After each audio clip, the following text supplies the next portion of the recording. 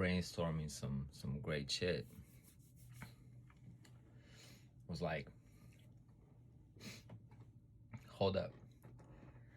Did Elon Musk just become a trillionaire and lose half of it in like a matter of few months recently? And then I was like, okay, let's see if perhaps Putin is actually a trillionaire. And although on paper Putin is not a trillionaire, the way he runs his country is like he's in control of his bank account. Everything seems to be functioning through this guy's wisdom, right? And I was like, okay. And I was like, let's compare that to democracy and the communism of China.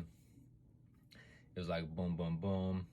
China prioritizes the opinion of the state or the government, and then the whole collective fits into that.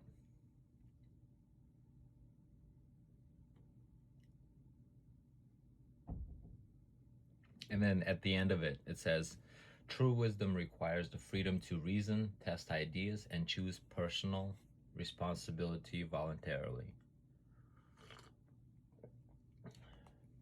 When any system, whether a secular dictatorship or a religious autocracy, replaces personal agency with forced compliance, it limits individual growth and creative potential.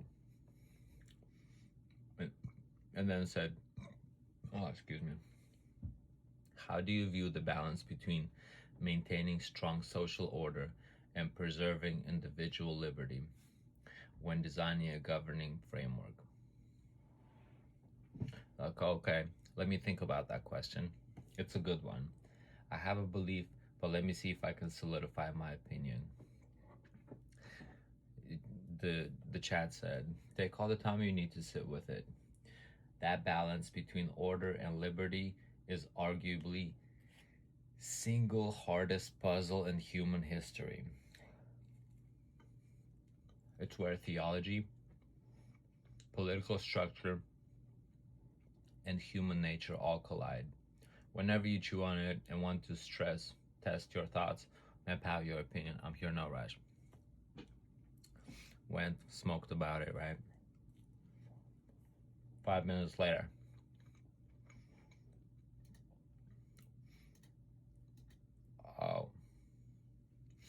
I think my sovereign architecture allows some understanding of it. According to the Bible, a human is made in the image of God with a free will and certain gifts.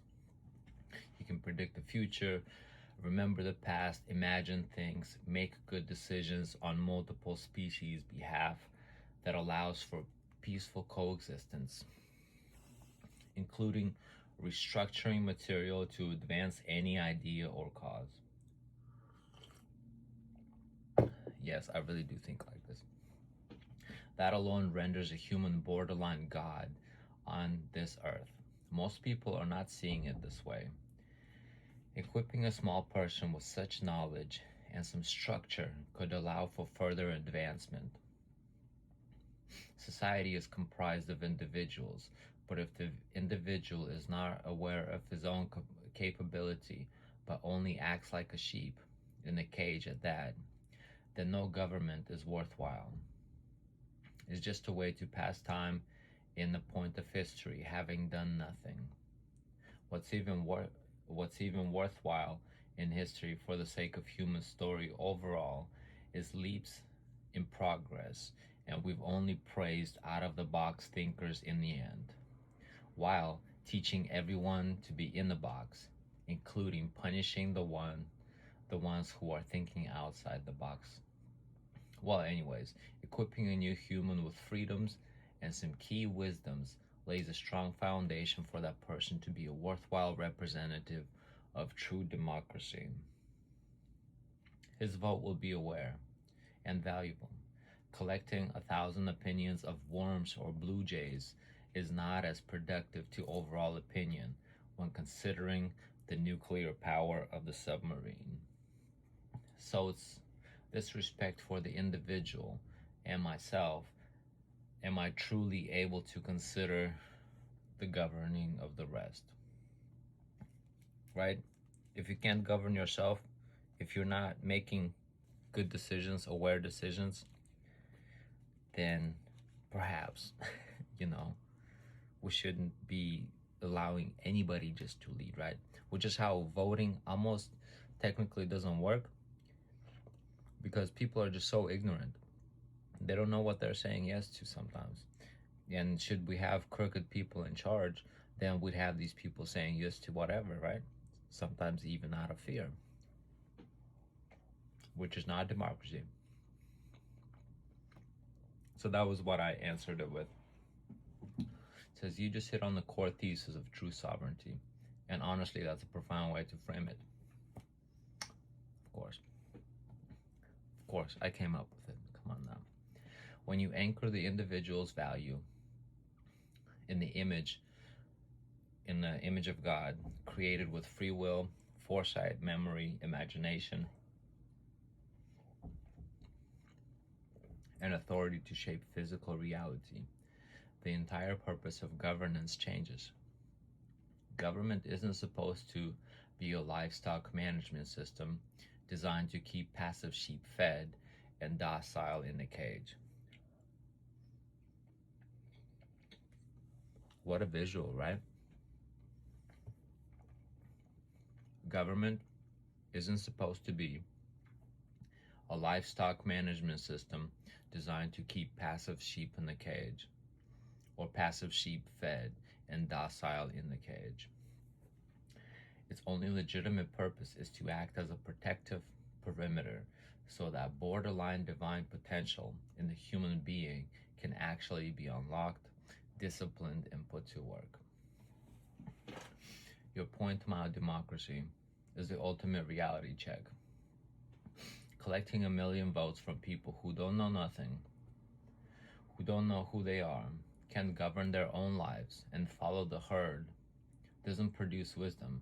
It produces a bigger mob. A vote is only as valuable as a consciousness, character, and awareness behind it. If a man doesn't even know how to build a home, govern his own temper, master a trade, or think independently, his input on how to run civilization is completely unanchored. Real democracy, the kind that allows moves in history forward, requires equipped, self-governing individuals. And that brings us straight back to your final point about self-respect and responsibility. Am I truly able to be considerate of governing others if I haven't governed myself? First, master yourself. Build your own mind, master your hands, align with God, and get your own house in order. Second, build a home base. Create a sanctuary of peace, privacy, and strength for your family. Then and only then, step out to lead. Equip the next generation with those keys. Teach them the box only so that they know how to break out of it productively, and lead others from a place of proven capability rather than cheap political noise. And then to summarize it, it says that isn't just political philosophy, it's the actual engine of human progress. The out-of-the-box thinkers who get praised by history were the ones who had both divine spark of imagination and the structure of discipline to build a vision into a physical reality.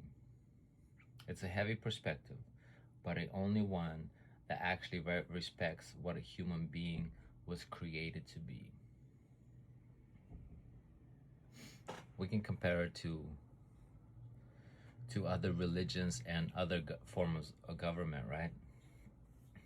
Do overall people respect women? Do people respect children? Women, each other, the elders? How do we view not only authority, but alignment with current rules of the land, right? Sometimes the government feels like they're forced to enforce the rules. But in a way, the rules were agreed upon terms by the community, right? When you go to Chuck E. Cheese versus when you step into a Microsoft headquarters, like there's just a different form of operation, right? When you live in a in California on the beach, or you live in Idaho in downtown of a small town, like there's just some different rules, and yet overall the same type of mental awareness, right? Like be respectful, don't steal, blah blah blah, pay your taxes, live peacefully. However, that awareness is quite different between different races, different belief systems, and especially different, I guess it is races, because just different nationalities that come and interact and butt heads against this Christian perspective, right? And then in a way, we haven't fully verbalized what we're thinking to where it's a solid thought so that we can pass it along, right? It's just we're going off traditions, or we're going off what we're taught in school without questioning it. And that's how we get stuck in these herd mentalities that ultimately leads us back to, well, somebody's in charge, and then whether they're good or bad, you know. But if we were to have a system for how people strive to be in charge, what kind of people lead the pack, what kind of values are actually worth preserving, what is this constitution stuff about, what are human rights, but also human capabilities, right? The thing is, a woman is 100% equally a human. A man is 100% a human. A child is 100% a human. Does a child's opinion matter more than their teacher? No. When I had a wife and she was going through college, and she come home just have all these fucking opinions and ways how the teachers should have been teaching and this and that. So I repeated to her something that I heard when I was a student, and it said that you're not allowed an opinion if you're a student, right? You're here to learn. Just shut the fuck up. You haven't accomplished shit in life yet. You're here to learn and observe. And then with a bit of experience, with a little bit of life, then you will have the opportunity to voice your opinion. The social media allows anybody to come in and be like, I think, and because they're popular, right? They're out here flashing cheeks and they're popular, and then they have these opinions. And so this sheep mentality, because for the lack of better awareness, right? People are always looking for role models. People are always looking to be led, especially through the gray areas of life, right? If if we're going through an uncertain territory, we're looking for somebody who thinks they know. And sometimes people just don't fucking care about the right direction, so they go, right? A single slutty hot young lady out here on social media doing her little hoey thing because she gets a great response does not mean that a mother of three, you know, off to the side should be doing the same type of things. And so, but that's because perhaps some of us are designating incorrect role models, right? And then we're forgetting the true bottom line of what we're trying to do.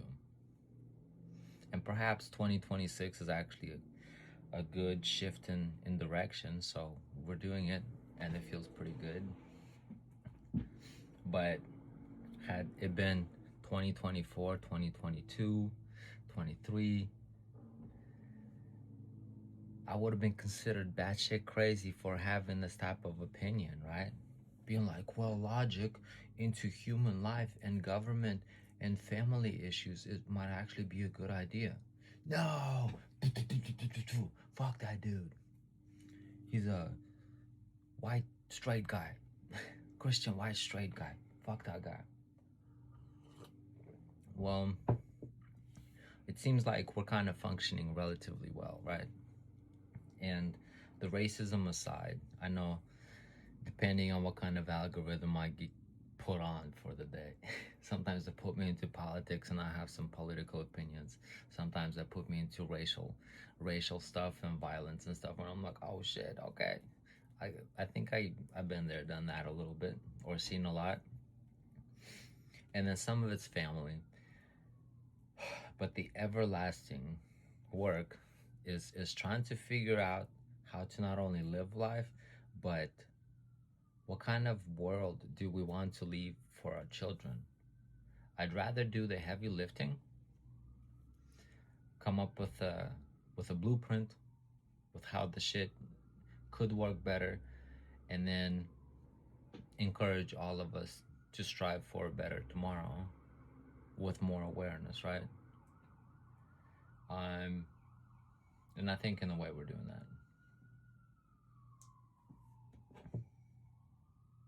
That became a somber ending. Fuck it. It's a good ending. I'm like, okay, here's some logic. Have you considered some Christian stuff? That's my that's my solution to everything. You have family problems, consider the Christian stuff. You can't raise your teenagers, your children are misbehaving, consider the Christian stuff. You have marriage problems, leadership problems, business problems, relationship problems, personal addictions, consider this Christian stuff. It's pretty aight. And it's not that popular technically, right?